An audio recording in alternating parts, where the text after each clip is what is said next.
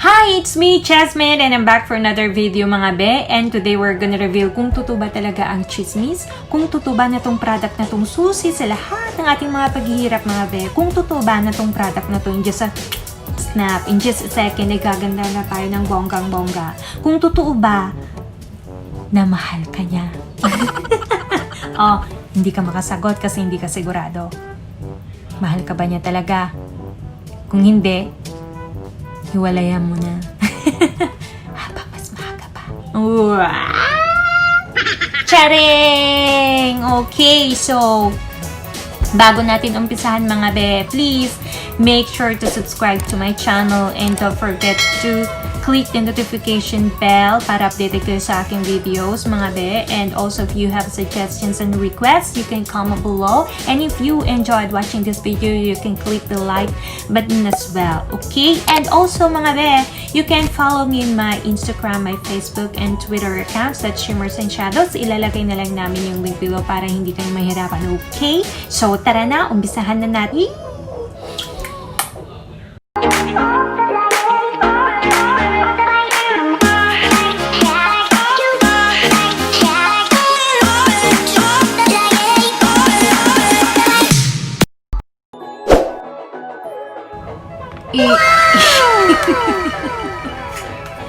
Okay mga beso, ito yung sinasabi kong product. Ito yung chinichismis ko sa inyo, ang ating magnetic eyeliner and eyelashes kit. So ngayon natin huhusgahan kung totoo ba talaga na mapapadali ang lahat sa atin. Kung effective ba talaga, kung talaga pang namamagnet siya, kung nagtatagal ba siya.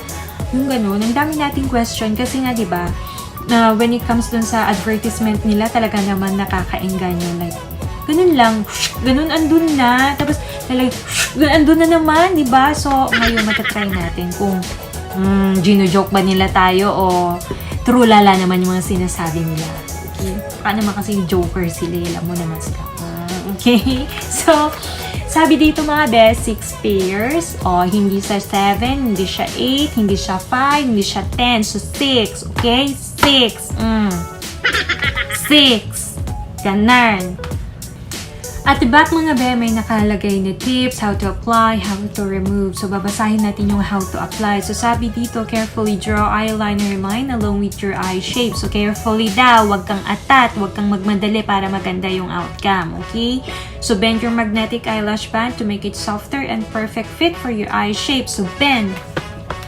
Bend. Ganon. Ganon. And number 4, take the end tip of the magnetic eyelash hair with tweezers or fingers. Now, kung wala kang tweezers, be, it's okay. Use your fingers.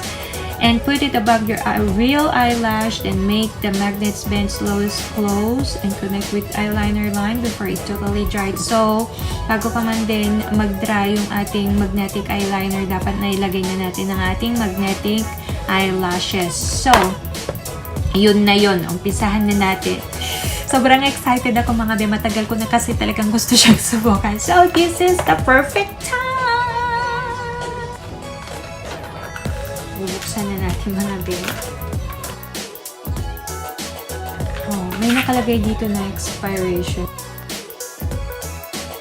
Oops. Ito siya mga be. Ay, ang ganda! As you can see, 6 pairs, 6 different sizes mga be. So, ang dami mong options. Depende sa mood mo yan kung alin dyan ang gusto mong gamitin. Okay? And as you can see mga be, meron siyang 2 magnetic eyeliner and a tweezer. So, kompletong-kompleto na siya. Hindi ka na mamumroblema pa. Okay? So, gamitin na natin. Shake, shake, shake.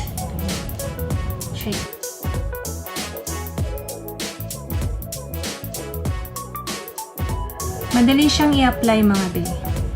Sobrang dali. Hindi kaya yung ibang brush ng eyeliner na ang hirap i-control. Pero to, madali lang siya. So, we're gonna try this.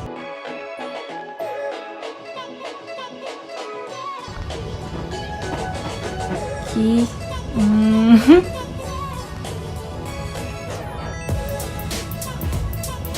Oops! Nagtatanggal siya. Ay!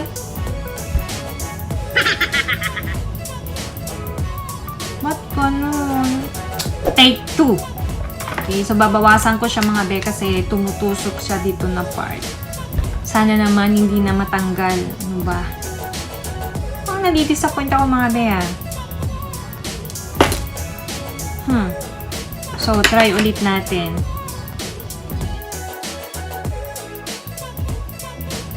Tatanggal siya. Oh no!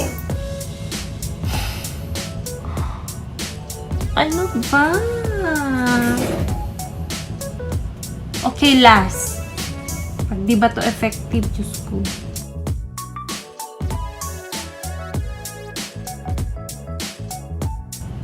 Babawasan ko ulit mga be. Gaya ng sa kabila kanina. Tapos sabi bend. Okay.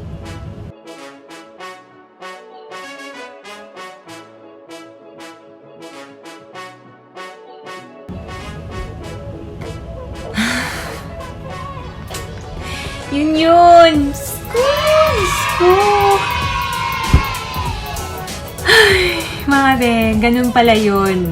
So, dapat habang basa pa, ilalagay mo na siya. For the third time, mga be, nakuha ko din. Nailagay ko din siya ng tama. Ganun pala yun, mga be. Kasi yung ginawa ko kanina, yung pangalawa, at saka yung una, medyo hinahayaan ko muna siyang drumay ng konti. Ng konti lang naman, saka ko siya inilagay. Pero umaalsa siya. So, medyo na-disappoint ako. Nawawalan ako ng pag-asa. Naiinis ako ganun. Kasi nga, yung expectation mo, andun yung expectation mo. Tapos yung apply mo ganun lang. So, sino ba naman na hindi maiinis? Sino ba hindi mababad trip? Diba? Kinakailangan habang wet pa siya, ay nilalagay mo na ang ating eyelashes. And ayaw niya mga benang tinitipid mo siya. So, kinakailangan generous ka sa paglalagay ng eyeliner. So, yun lang ang sikreto para magtagal ang inyong magnetic eyelashes. Yan. I-close up ko siya mga be. Diba? Ang ganda.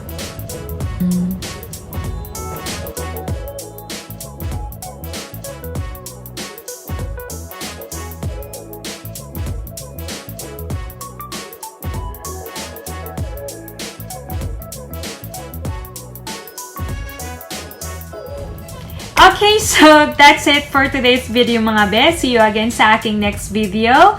Again, thank you so much for watching. God bless. Bye!